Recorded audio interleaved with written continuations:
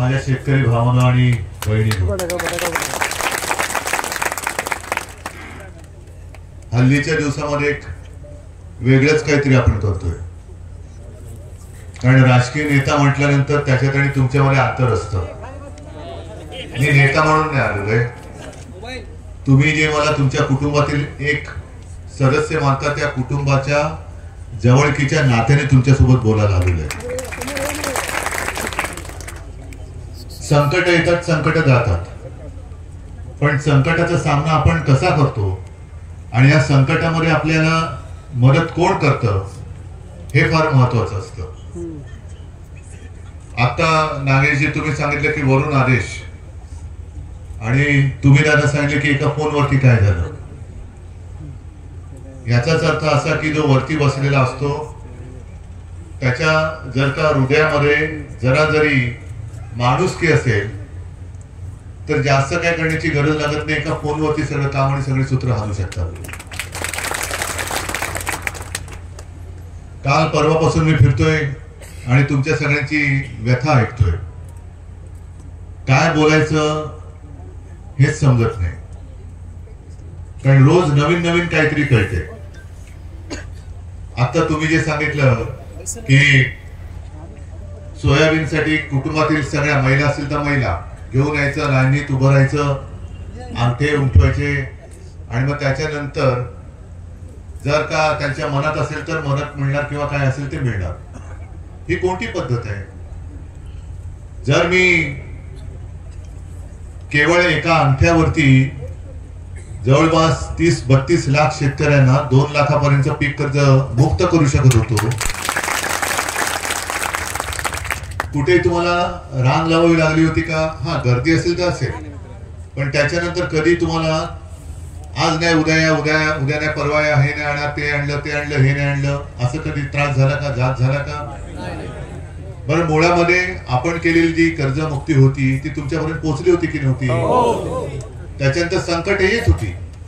अतिवृष्टी तेव्हाही झाली, अगदी 2 वेळा चक्रीवादळ आली, आणि त्याही पेक्षा सगळ्यात मोठं संकट जे जसं ही अतिवृष्टी अनेक, आता मला मगाशा, आता तुम्ही सगळे ज्येष्ठच आहात आणि सगळेजण सांगते की त्यांच्या आयुष्यात असं कधी संकट पाहिलं नव्हतं. ही मराठवाड्याची कथा आहे, पण आपल्या काळामध्ये जागतिक संकट आलं होतं करोनाचं. त्या करोनाच्या काळामध्ये सुद्धा आपण हीच यंत्रणा होती ती राबवली होती, आणि मग लसीकरण असेल, टेस्टिंग केंद्र असेल, आरोग्य सुविधा असेल, औषधोपचार असेल, हे गावागावात खेड्यापाड्यात पोहोचवण्याचा मी प्रयत्न केला होता. पोहोचले होते की नव्हते? अगदी स्वतः मी त्यावेळेला नंदुरबारच्या तिकडे अगदी टोकाचं जे गाव आहे आदिवासी पाडा, मला वाटतं बाबा तुम्ही होता तिथे सुद्धा लसीकरण केंद्र नीट सुरू आहे की नाही बघायला गेलो होतो. अनेक ठिकाणी दुर्गम भागामध्ये ड्रोननी औषधं पोहोचवली होती. म्हणजे करू शकतो म्हटलं तर. जी कर्जमुक्ती मी करून दाखवली होती, कोणती समिती नेमली होती, कोणाचा अहवाल घेतला होता मी, कोण आलो तर तुमची विचारपूस करायला की काय शेत आहे, काय तुमचं पुरावा द्या, हा किती पीक काढलं पुरावा द्या, तुमचं शेत आहे, शेतच आहे, हे असे फालतू प्रश्न मी काय विचारत नव्हतो बसलो. तुमच्या आशीर्वादाने अनपेक्षितपणाने मुख्यमंत्री पदावरती बसण्याची संधी मिळाली, आणि मी उपकार नाही केले, मी माझं कर्तव्य केलं. आणि आता तेव्हा जी माहिती गोळा केली होती, म्हणजे सरकारच्या किंवा सगळ्यांच्या भाषेत डेटा, त्या शेतकऱ्यांची नावं तिथे आहेत. नवीन काय आले असतील तिथे ऍड करा. पण 32 लाख शेतकऱ्यांना जेव्हा आपण मदत करू शकलो होतो, कर्जमुक्त करू शकलो होतो, ती यंत्रणा सरकारचीच होती, सरकारकडेच आहे. ते खातं सरकारचंच होतं, सरकारकडेच आहे. पैशाचा वाटप सुद्धा बँकांच्या खात्यामध्ये, शेतकऱ्याच्या खात्यामध्ये बँकेमध्ये गेला होता आणि कर्जमुक्त झाले होते. तेव्हा मी काय आपली माणसं नव्हती पाठवली पैसे घेऊन तुमच्या घराघरात, हे घ्या पैसे, हे घ्या पैसे, हे घ्या पैसे. सगळी माहिती तिकडे जमा आहे. त्यांनी जी काय कर्ज माफी केली होती, मी कर्जमुक्ती म्हणतो, ते कर्ज माफी म्हणतात, कारण माफी आणि मुक्तीमध्ये फरक आहे.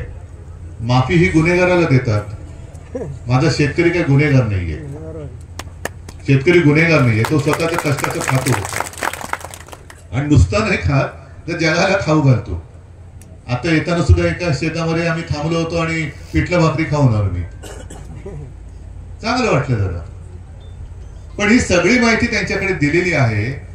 मग माझी माहिती किंवा माझी मागणी अशी आहे की सगळी तिकडे माहिती असल्यानंतर जी योजना आपण महात्मा ज्योतिबा फुलेंच्या नावाने सुरू केली आणि ती पूर्ण केली, कालबद्ध पद्धतीमध्ये केली होती, तिचाच टप्पा 2 सुरू करून देऊन टाका ना कर्जमुक्ती. कशाला पाहिजे समिती? काय परदेशी समिती तेव्हा आली होती का स्वदेशी समिती आली होती? कोणती समिती नाही, कोणाची मागणी नाही, काही नाही. पण परत सांगतो, मी एक माणुसकी म्हणून ते केलं, माझं कर्तव्य म्हणून केलं. आता सारखं जो काय त्रास सुरू झालेला आहे की प्रत्येक ठिकाणी तुम्हाला अडवलं जातंय, अनेक ठिकाणी. मग त्यांनी ती जी पॅकेज जे जाहीर केलं ते पुढे पॅकेजचं मी मुद्दामून वाचतो आणि त्याच्यानंतर आम्हालाच ती यादी मला द्या. एक तर हे पॅकेज तुटपून जाईल, म्हणायला जगातलं किंवा इतिहासातलं सगळ्यात मोठं पॅकेज 31,000 किती 800, बरोबर आहे. आता ते गुंठ्याप्रमाणे किती त्यांनी दिलेले ते पुढे, हा आता हे मी वाचतोय, हे माझं नाहीये, हे बातमी आलेली आणि ती आकड्याची फक्त फोड केलेली आहे. आता तुम्ही शेतकरी राहतात, मला शेतीतलं काय कळत नाही आहे, ते मला नाही कळत तर नाही कळत, मी कशाला म्हणू उगाच. आता देवेंद्र फडणवीस यांनी ही बातमीच आहे अत्यंत आकर्षकपणाने ही घोषणा केली, 31,800. आम्हाला पण वाटलं रे वा, काय राजा उदार झाला. आणि नंतर हातात काय दिलं, कोण म्हणाले टरबूज. राजा उदार झाला आणि हातात टरबूज दिलं, असे नवीन म्हण आले म्हणतात, मला नाही माहित, गावातली म्हण आहे. आता त्याच्याप्रमाणे त्याच्यात 2200 कोटी रुपयांचा निधी हा आधीचा निधी आहे. त्याच्यानंतर प्रति हेक्टरी कोरडवाहू शेतीला 18,500, बागायती शेतीला 27,000, बहुवार्षिक शेतीला 32,500. ह्या सगळ्या गोष्टी आहेत. म्हणजे गुंठ्याची मी नंतर सांगतो, पण ज्यांना मिळाले ती मिळालेली ती नाही मिळाले ते ना. बघा आता इकडे 18,500, 27,000, 32,500. आता ही पहिलीच आपली जी बैठक झाली परवा, तिथे मला ही कोणी यादी आणून दिली, ही नावानिशी यादी आहे. त्यांना किती मिळाले? 3300 रुपये, 1500 रुपये, 4,800, 1,000 रुपये, 5,000 रुपये, 5,600. एकालाच फक्त 14,000 आहेत, 17,000, मग परत 2800. हे म्हणजे हे 17,500, 2700 वगैरे वगैरे यातले मग 1,000, 1,500, 3,000 हे आले कसे? द्यायचं तर एकदम द्या ना.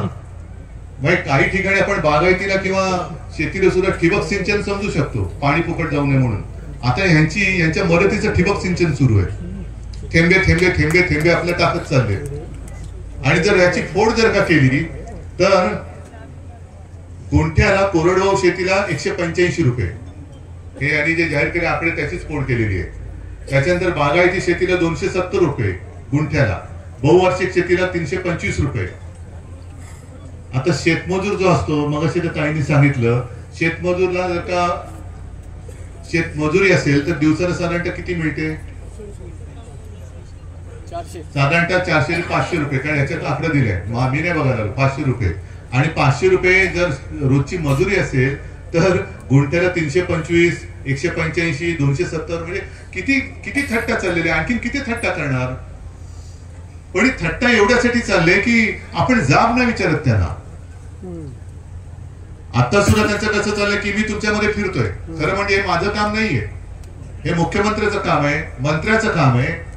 आज तुमचा पालकमंत्री कोणी असेल, कुठे गेला पालकमंत्री? काय येऊन नाही बसत? असा बोल ना, सगळ्यांची घेऊन बस, जिल्हा प्रमुखाला घेऊन बस, तहसीलदाराला घेऊन बस, तलाठ्याला बस, बीडीओ पीडीओ काय असतील सगळ्यांनी घेऊन बस.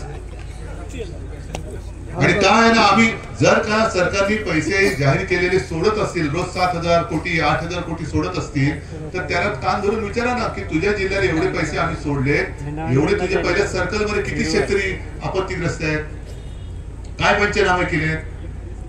पंचनामे नसतील केले तर का पंचनामे केले नाही? मग त्यांना किती पैसे मिळाले, किती पैसे आम्ही जाहीर केले? हे जाहीर केलेले पैसे तुझ्या सर्कलमध्ये त्या शेतकऱ्यांना मिळाले का नाही? विचारा ना, जाब विचारला पाहिजे. टीका करायला काय कोणाचं काय जात नाही.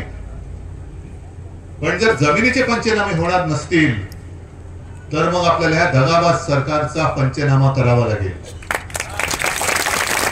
दगाबाज सरकारचा पंचनामा हा एक कार्यक्रम घ्या आता.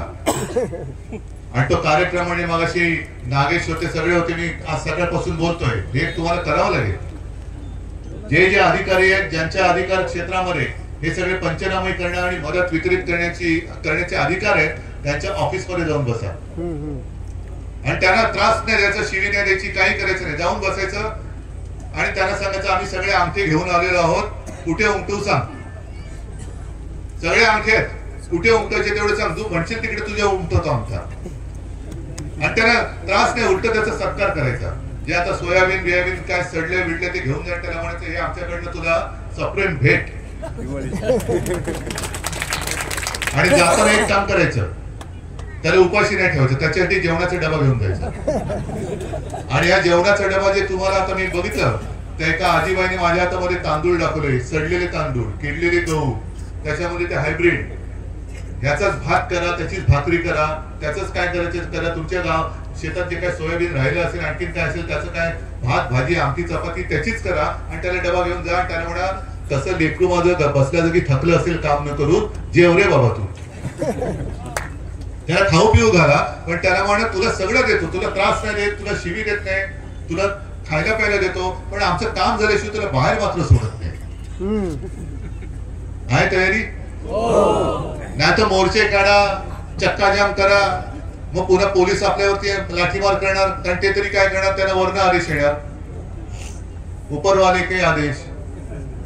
मग मारा आपल्याच लोकांना. म्हणजे हे पोलीस सुद्धा आपली शेतकऱ्याचीच पोर आहे, बरोबर, आणि त्यांना सुद्धा त्यांच्याच पोरावरती लाठ्या चालवायला लावत. मगाशी मी ज्या विभागात होतो तिकडे शक्तीपीठ महामार्गाचा प्रश्न आहे. तिथे सगळे शेतकरी म्हणतात की साहेब आम्ही दाद मागायला गेलो तर आमच्यावरतीच लाठ्या मारतात. शेतकरी एवढे चिडलेत, एक शेतकरी तर म्हणाला साहेब रजाकारांपेक्षा भयानक हे सरकार आमच्याशी वागतंय, रजाकारांपेक्षा भयानक. रजाकारांना घालवले, का घालवले? आपला देश स्वतंत्र झाला, अन्याय अत्याचार खूप होत होता म्हणून त्याने घालवले. आता ते रजाकार गेले आणि हे देशी आले. हा अन्याय आपण सहन करतोय. आणि मुख्यमंत्री जे म्हणतात की आम्ही 30 जूनला कर्जमाफी करणार, तुमची तयारी असेल तर थांबा बाबा. तुम्ही 30 जून पर्यंत तयारी असेल, चांग भलं तुमचं, तुम्ही थांबा. पण तोपर्यंत काय करणार? खरीपाचं कर्ज कसं फेडणार? रब्बीचं नवीन कर्ज मिळणार आहे, त्याचे हप्ते कसे फेडणार? बरं 30 जून पर्यंत मी चला तुमच्या सगळ्यांच्या वतीने मी मुख्यमंत्र्यांना सांगतो की चला मी सांगतो यांना थांबा. पण बँका थांबतात का? हा, बँकांचा तगारा थांबतोय. आजच पेपर मध्ये बातमी आले, राजुरा म्हणजे चंद्रपूर विदर्भ, तिकडे पूर्व विदर्भात एका 68 वयाच्या महिलेने बँकेने कर्जासाठी तगादा मागे लावला म्हणून यशोदा राठोड त्या बाईंचं नाव, त्याने आत्महत्या केली. म्हणजे महिला आत्महत्या करतात. आणि दुसरीकडे काय म्हणतात ही लोक, भारत माता की जय. आणि त्या भारत मातेमध्ये ही माता माझी आत्महत्या करत होती या नतद्रष्टपणामुळे. कसे भारत मातेचे आशीर्वाद मिळतील यांना? कसे मिळतील? बरं काही जणांची गुरं वाहून गेले, ते सुद्धा फोटो आणले. गुरं त्यांची मगाशी सांगितलं त्याच्या म्हशी, दुभत्या म्हशी या वाहून गेल्या, त्याचे फोटो आहेत, ते फोटो दाखव फक्त. नाही ते म्हशी मृत झालेल्या म्हशींचे फोटो कुठे? सुरुवातीला असतील बघा. आता यांच्याकडे होत्या 40 म्हशी आणि सरकारचा नियम काय, तीन जनावरांपर्यंत तुम्हाला नुकसान भरपाई मिळेल.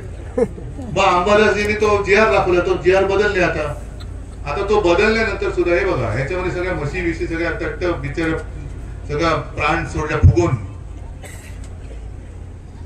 40 म्हशी दुभती जनावर होती, ही सगळी वाहून गेली. हे बघा आहे ना. आता हे दाखवल्यानंतर सुद्धा आणखी काय करायचं, काय दाखवायचं त्यांना, कसले पुरावे द्यायचे? त्या म्हशीचे अंगठे पाहिजे तुम्हाला? काय कोणता कारभार आहे हा? 40 म्हशी त्यांच्या वाहून गेल्या, त्यांचा सरकारचा नियम सांगतो 3, तो सुद्धा आता नियम